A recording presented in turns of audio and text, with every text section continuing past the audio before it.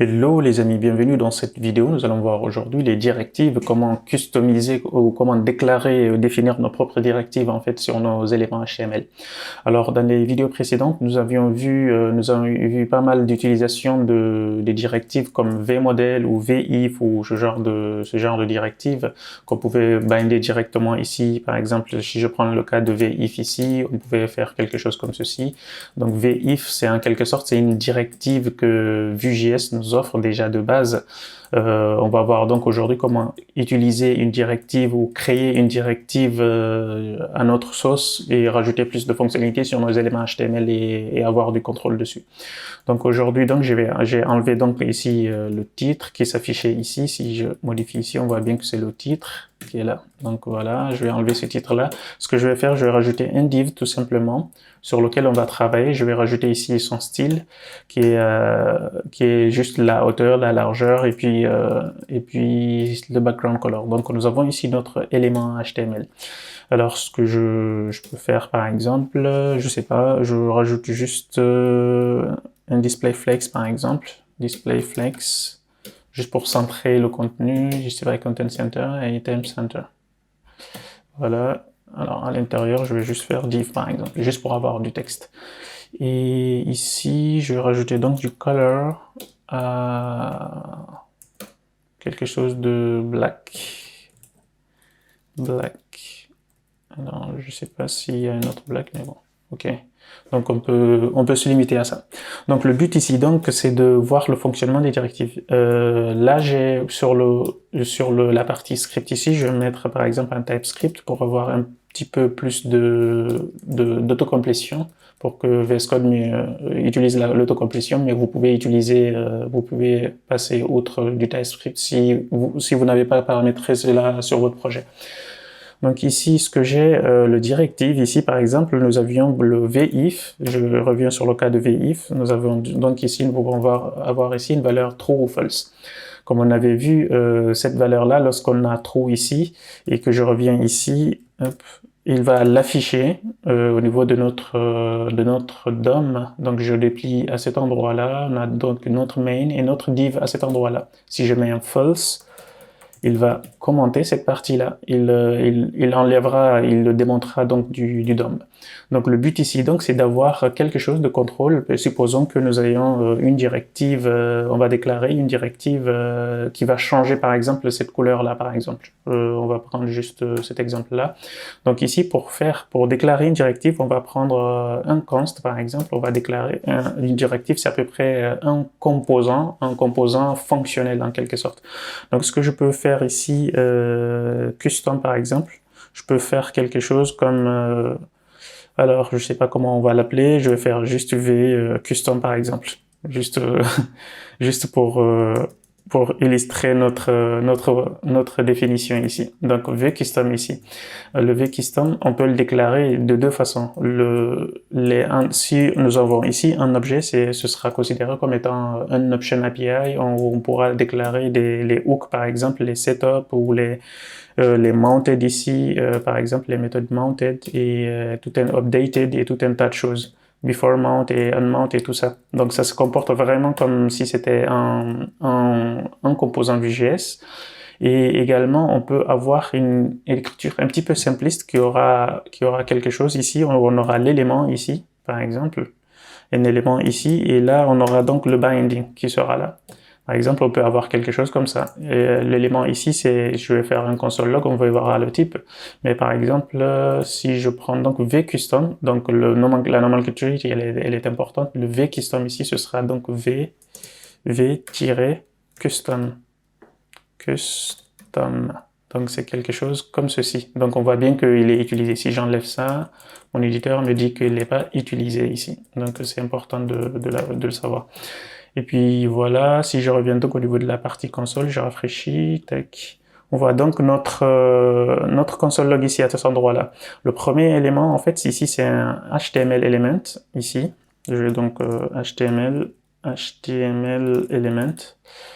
Alors, quelque part, on s'en fout un petit peu, mais bon. Le binding ici, il a un petit peu particulier. On aura donc des arguments, ce genre de choses. Je vais juste rajouter ici un any. On verra dans la documentation de l'API pour avoir plus de typage un peu plus précis, par exemple. Donc, on a quelque chose comme ceci. On a l'élément ici, HTML, et en deuxième argument ici, on aura donc, ça c'est l'arborescence de notre élément, et puis ça c'est l'instance. On a une autre propriété dans cette deuxième, le binding ici. On a une instance une instance ici, ça c'est l'instance Vue.js dans le composant app dans laquelle nous sommes. Et puis les modifiers, c'est lorsque nous avons par exemple quelque chose ici, quelque chose comme ceci. Voilà, ça c'est les modifiers. Donc voilà, donc on peut donc changer la couleur ici, changer la couleur de notre élément HTML. Par exemple ici, je prends la valeur ici qui est là. Donc pour la valeur, si je fais par exemple quelque chose de red, alors je peux faire quelque chose comme ceci, il me semble, je peux faire quelque chose de red. Donc on voit bien la valeur ici, elle est devenue un red. Et je peux faire quelque chose comme ceci, et ou faire même un set time out et faire quelque chose, faire un changement de couleur de façon périodique, par exemple. On voit bien que ici il prend un petit peu de temps et ensuite il change. On peut faire un cet intervalle pour faire plus de choses, etc. Donc ça c'est la fonctionnalité, la fonction basique en fait, on va dire. On a une directive ici qui est fonctionnelle. On a juste une fonction, on prend notre élément, on a les bindings. Ça c'est l'extrude la plus simpliste en quelque sorte. Si je reviens au niveau du console log ici, alors je l'ai enlevé. Je reviens donc, je vais juste faire un console log de cette partie binding ici. Alors, cette partie binding, je vais juste déstructurer là pour qu'on puisse voir les choses. Les bindings, en fait, il a une partie value. Je vais faire un console log ici du binding, juste pour qu'on puisse voir. On a une directive dir ici pour l'arborescence de l'objet. On a instance dans notre élément. On a également les modifiers. Modifiers, oui, c'est au pluriel, et value. Value ici. Ah, donc on a déjà value. Et puis old value, c'est pas requis, old value également. Et qu'est-ce qu'on a d'autre? Donc c'est à peu près ça. Donc si je reviens ici, je sauvegarde, je peux faire donc un console log de ces valeurs-là. Juste pour voir, log de ces valeurs-là. Tac, value.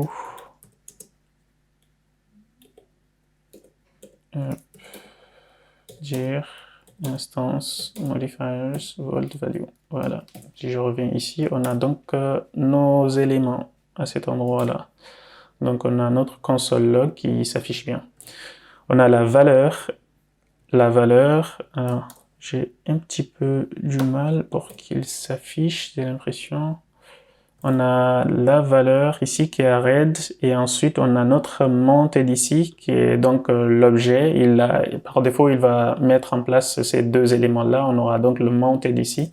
Ce sera donc cette fonction-là qui est considérée comme étant le mounted, et le updated, c'est à peu près la même écriture. Donc on aura donc cette partie-là sur l'instance ici, c'est l'instance de notre élément Vue.js. Et on voit bien qu'on a des proxys ici qui sont mappés sur l'instance. Et également la partie modifier, supposons que j'avais rajouté ici hello, il me semble. Donc on voit bien notre modifiers ici. On a donc une partie ici qui s'appelle hello égale à true par exemple. Donc on peut récupérer comme ça des valeurs pour checker. Est-ce que on peut faire par exemple uppercase si on le souhaite, pour mettre en place, si on a un modifier, on check si on a un modifier uppercase pour mettre en place l'élément, par exemple le texte en uppercase ou ce genre de choses. Ça peut être utile. Je sais pas dans quel cas vous allez vous retrouver, mais ça peut être utile également. Et ensuite, on a donc le old value, vu que c'est quelque chose, c'est une valeur ici qu'on a mis ici en dur. Elle peut changer. Ce que je peux faire également, c'est de faire ici un value, par exemple. Et cette value-là, on va pas la mettre à l'intérieur, mais on peut juste faire ici const ref, ici value de ça. Et ça, on va mettre juste un petit string. Et ensuite, je peux faire un set intervalle ou cet intervalle ici, cette timeout plutôt. Comme ça, on n'a qu'une seule valeur qui change. Au bout de 2 secondes, elle va changer et on aura donc un autre affichage. Donc le ref ici, il faut que bien évidemment que je l'importe depuis Vue.js. Et voilà. Donc si je rafraîchis, on va attendre un petit peu. On a donc une nouvelle valeur. On voit bien que ici, il y a 2 affichages. La première ici, elle était undefined, c'était l'ancienne valeur. Et ici, elle est devenue red. Ici, on voit bien la valeur en cours, elle est à blue. Précédemment, la valeur en cours, elle était à red et l'ancienne valeur, elle était undefined. Maintenant, on a vu que la valeur, elle a changé. Donc, ça peut être utile aussi. Et donc, sur cette partie-là, je peux enlever ici. On a compris à peu près le fonctionnement des directives de façon fonctionnelle. Ce qu'on peut faire également, comme je disais, on peut avoir une directive qui se comporte comme un composant Vue.js, en quelque sorte. Donc ici, on peut avoir d'autres hooks qu'on peut binder. Par exemple, on peut avoir le created lorsque l'élément il est créé, created par exemple. Created ici, c'est une fonction du coup qui aura cette signature là, le binding aussi. Et ce que je peux faire ici, c'est de faire un log par exemple de created element et binding ici. Donc voilà, on a donc la même fonction qu'on avait tout à l'heure à peu près. Et on a d'autres hooks également, le before mount, on a également le mount, mais je vais faire d'abord le before mount. Tac, ici, et on a ceci. Donc le before mount, qu'est-ce qu'il a aussi? Il a une partie element ici, le element, et il a les bindings. Il a également les vnodes sur l'élément sur lequel il est bindé en fait sur l'arborescence, le nœud en fait HTML et le vnode hold également. On a aussi le before, alors je vais juste plier ça. On a plusieurs hooks qu'on peut utiliser. Je vais juste faire quelque chose comme ceci. J'ai enlevé les signatures. On a before mount, si j'ai une bonne mémoire. On a mount aussi. Et on a before update, on a update, et puis before unmount et unmounted. Voilà. Donc on a ces fonctions-là, chacune, elles ont à peu près les mêmes signatures, elles ont tous element binding. Je vais revenir ici sur la documentation, il me semble, on a ça.